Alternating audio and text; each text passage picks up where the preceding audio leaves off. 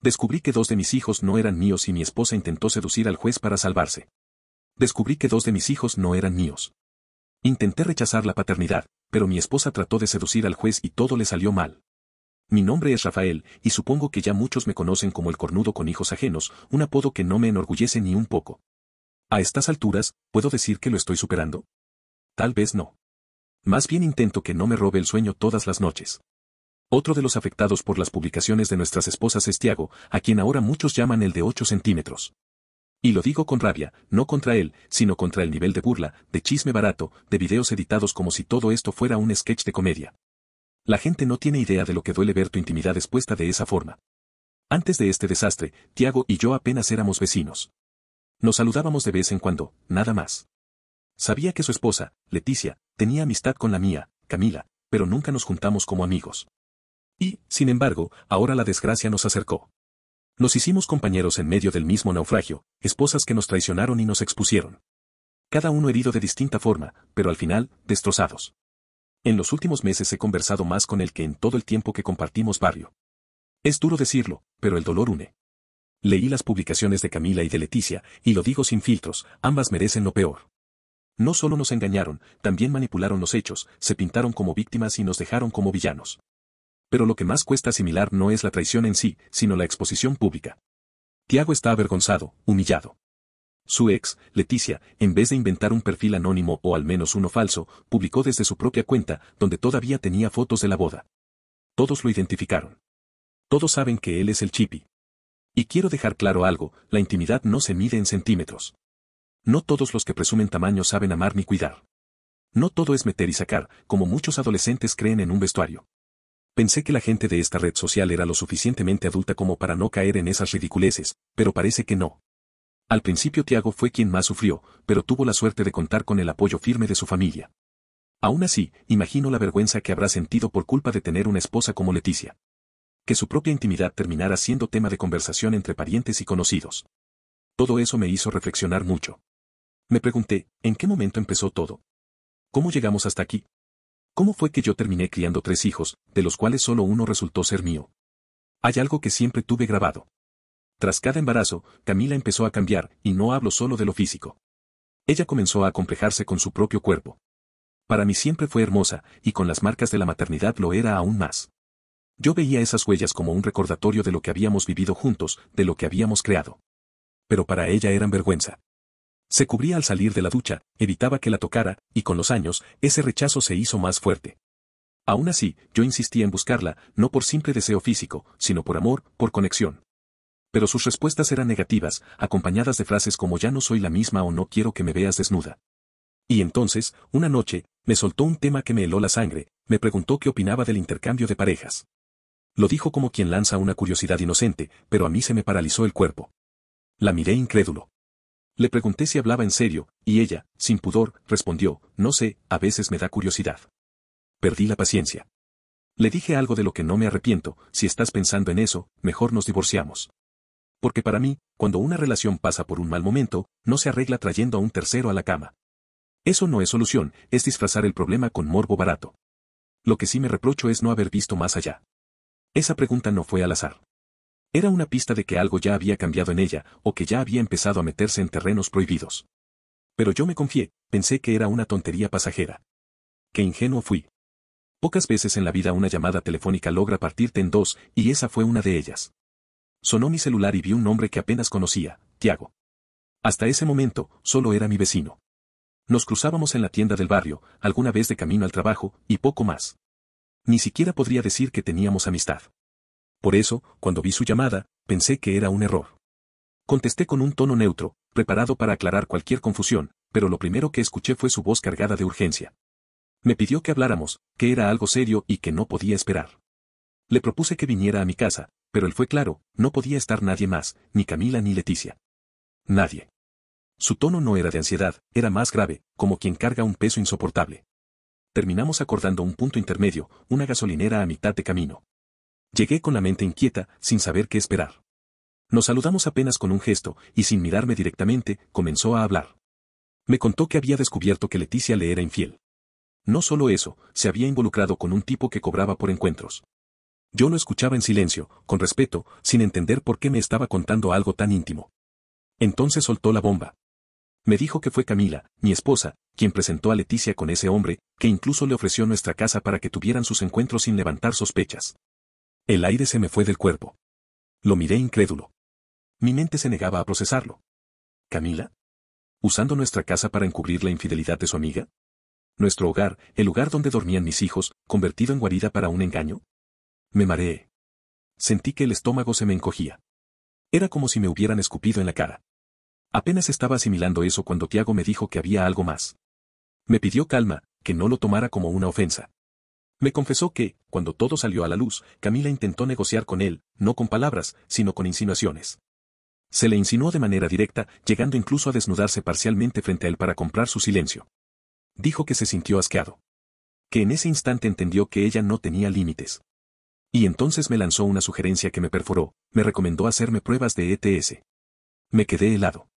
No entendía por qué traía ese tema a colación. Pero no se detuvo ahí. También me dijo que quizá debería hacerme pruebas de paternidad. Lo aclaró enseguida, no lo decía por ofenderme, sino porque si Camila había sido capaz de ofrecer la casa, de mover todo en las sombras y hasta de intentar sobornarlo con su propio cuerpo, entonces no era descabellado pensar que yo tampoco sabía toda la verdad. Su lógica era simple y brutal, si ella ya cruzó esos límites, ¿qué garantía tenía yo de que no había ido más lejos aún? ¿Y qué pruebas tenía de que todos mis hijos realmente eran míos? Me quedé paralizado. No solo estaba enfrentando la idea de que mi esposa me traicionaba, sino la posibilidad de que hasta mi sangre pudiera estar en duda. La conversación no duró ni media hora, pero me dejó devastado. Le agradecí por su sinceridad, aunque me costara aceptarlo. Manejar de regreso a casa fue como conducir dentro de una tormenta interna. Esa noche, cuando Camila y yo estuvimos a solas, le pedí que me dijera la verdad. No fui violento, ni la presioné con gritos. Solo le pregunté, con el corazón en la mano, si tenía algo que confesar. Vi cómo su rostro se transformó. Bajó la mirada, comenzó a llorar y terminó arrodillada frente a mí, pidiéndome perdón. Me dijo que había querido ayudar a Leticia, que todo se le salió de control, que nunca pensó que la situación llegaría tan lejos. Pero nada mencionaba de lo que más me atormentaba, nuestros hijos. Así que fui directo. Le pregunté si todos eran míos. Ella se escandalizó, se ofendió, como si le hubiera lanzado la peor acusación del mundo. Entre lágrimas me juró que sí, que todos eran míos, que cómo podía dudarlo. Me rogó que confiara en ella, que después de tantos años juntos no podía tratarla de esa forma. Pero ya no podía creerle. No después de lo que escuché. Le dije que igual haríamos las pruebas. No era una opción. Ella lloró más fuerte, me dijo que la estaba humillando, que la trataba como si fuera basura. Pero yo estaba decidido. Cuando los resultados llegaron, mi corazón se rompió en 1000 pedazos. De los 3 niños que crié, solo el menor era hijo mío. Los 2 mayores no lo eran. No existe palabra suficiente para describir el dolor de ese momento. No hay forma de explicar con palabras lo que sentí al ver esos resultados. Era como si alguien me hubiera arrancado el alma con una cuchara. De pronto, los recuerdos más simples se convirtieron en puñales, enseñarles a andar en bicicleta, prepararles el desayuno, cargar sus mochilas el primer día de escuela, abrazarlos cuando tenían fiebre. Todo eso seguía siendo real para mí, pero la base sobre la que se sostenía estaba hecha de mentira.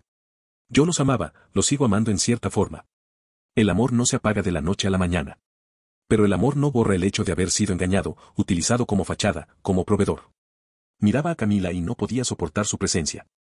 Me miraba a los ojos sabiendo todo lo que me ocultó, permitiendo que criara a 2 hijos que no eran míos sin darme nunca la opción de elegir. Esa traición era más profunda que cualquier aventura, más dolorosa que cualquier infidelidad. Le dije con calma, aunque por dentro estaba destrozado, que iniciaría el proceso legal para rechazar la paternidad de los 2 mayores. Fue como encender una chispa en un barril de pólvora. Ella enloqueció. Me lloró, me rogó, se tiró al piso suplicando que no lo hiciera. Decía que la sangre no importaba, que yo había sido su padre, que los niños me adoraban, que cómo podía renunciar así. Quiso tocar mi lado más sensible, pero ya no había sensibilidad en mí. Estaba muerto por dentro. El dolor se había convertido en rabia fría, en determinación. El divorcio comenzó poco después. Y aunque fue duro, resultó menos enredado de lo que esperaba. Las pruebas estaban ahí, contundentes. El juez me otorgó la custodia de mi hijo menor, el único biológico. Los otros 2, por un tiempo, siguieron siendo mi responsabilidad, hasta que se iniciara formalmente el trámite de desvinculación. Pero lo más bajo estaba por venir. Comencé a escuchar rumores en el juzgado. Primero de un abogado, luego de un asistente, hasta que se confirmó, Camila se había insinuado a varios funcionarios, incluso a un juez. Les ofrecía favores a cambio de demorar procesos o influir en decisiones. Me lo dijeron algunos con vergüenza en el rostro, confesando que ella había sido directa. Y que, de no ser porque el juez superior había dado una orden clara de no aceptar nada de su parte, quizá alguien habría caído. Sentí asco. Vergüenza ajena. ¿Cómo pude compartir mi vida con alguien así? Pensé que lo peor ya había pasado, pero no. Descubrí que desligarse legalmente de una paternidad no era tan simple como mostrar un papel de ADN. La lógica indicaría que debería bastar, pero no.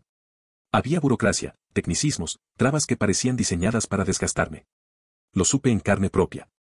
Y tengo que reconocer algo, hice algo que no me enorgullece, pero lo volvería a hacer. Apelé a un familiar con un cargo importante en el sistema judicial. Siempre habíamos evitado mezclar lo personal con lo laboral, pero esta vez no tuve alternativa. Le mostré las pruebas, le expliqué la situación, y le pedí que, si podía, me ayudara a acelerar el trámite.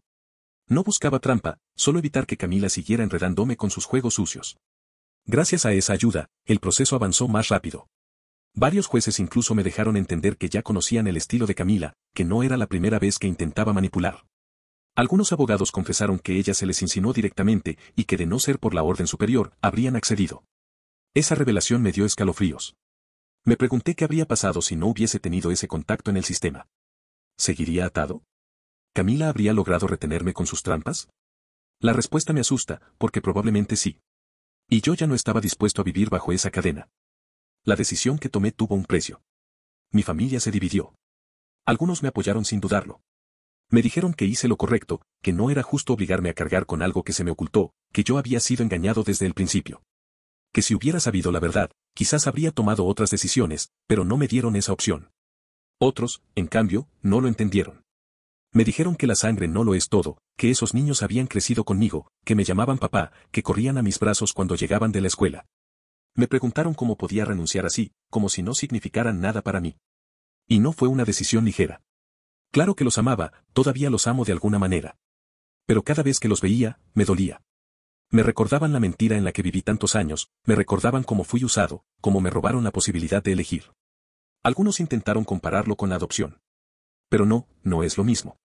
Una adopción se hace con verdad, con consentimiento, con un acuerdo consciente de amar y criar a un hijo que no es biológico. Lo mío no fue eso. Lo mío fue un engaño que me encadenó durante años. Y como era de esperarse, Camila no se quedó tranquila.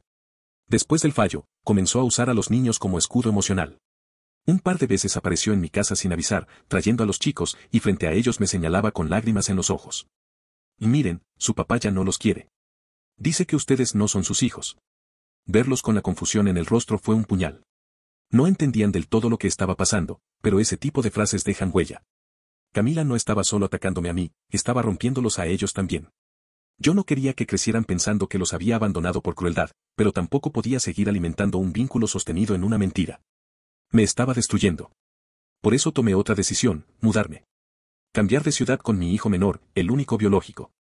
No nos fuimos muy lejos, pero lo suficiente para marcar distancia. Él es todavía pequeño. No comprende todo lo que ha sucedido. Solo pregunta a veces por sus hermanos, y yo no le miento, pero tampoco le lleno la cabeza. Sé que llegará el momento en que tenga edad para entender. Ese día me sentaré con él y le contaré todo. No con odio, no con rencor, pero sí con claridad. Mientras tanto, sigo en contacto con Tiago. Supongo que el trauma compartido nos unió. Hablamos cada tanto, y nos entendemos sin necesidad de explicarlo todo. Los dos fuimos traicionados, expuestos y usados. Pero al menos él parece estar avanzando. Me contó que comenzó a salir con alguien, y aunque aún no es algo serio, me alegra por él. También me dijo que Leticia intentó buscarlo un par de veces, que se presentó en su trabajo con excusas tontas, pero que él la ignoró por completo. No se prestó a su juego. Yo, por mi parte, todavía no pienso en eso. No estoy buscando amores nuevos ni aventuras. Lo único que quiero es tranquilidad, estabilidad y respeto. No más máscaras de víctimas, no más engaños disfrazados de cariño. Al final, lo que más duele no es solo la traición de Camila, sino haber vivido tantos años bajo una historia que no era mía. Ahora solo quiero escribir la mía de verdad, junto a mi hijo, con paz y sin nadie que me obligue a ser padre por engaño. Hoy miro hacia atrás y me pregunto cómo pude soportar tanto sin darme cuenta antes. Supongo que uno se aferra a la idea de familia, a la ilusión de que las cosas pueden mejorar, y termina ignorando señales que estaban ahí desde el inicio. Con Camila ya no siento nada. No me importa si se arrepiente, si busca ayuda o si sigue con su vida como si nada. Para mí, ella dejó de existir el día que convirtió nuestra casa en refugio de infidelidades, el día que me mintió en la cara sobre mis hijos, el día en que me robó años de vida. Algunos me dicen que debería sentir remordimiento por los niños. Claro que lo siento. No soy un monstruo. Sé que no tienen la culpa de nada. Pero también sé que prolongar ese vínculo solo prolonga el daño. No quiero que me sigan viendo como un padre obligado, ni quiero seguir mirándolos con la herida abierta. Lo que viví no fue amor, fue una trampa. Una cadena disfrazada de familia. Y ahora que logré romperla, no pienso volver atrás. Conservo el contacto con Tiago. Nos entendemos sin muchas palabras, porque sabemos lo que significa ser traicionados de esa manera.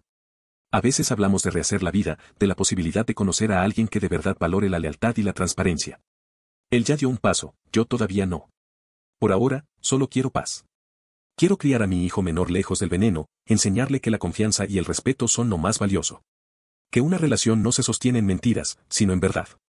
Sé que algún día tendré que contarle todo, mirarlo a los ojos y decirle lo que pasó.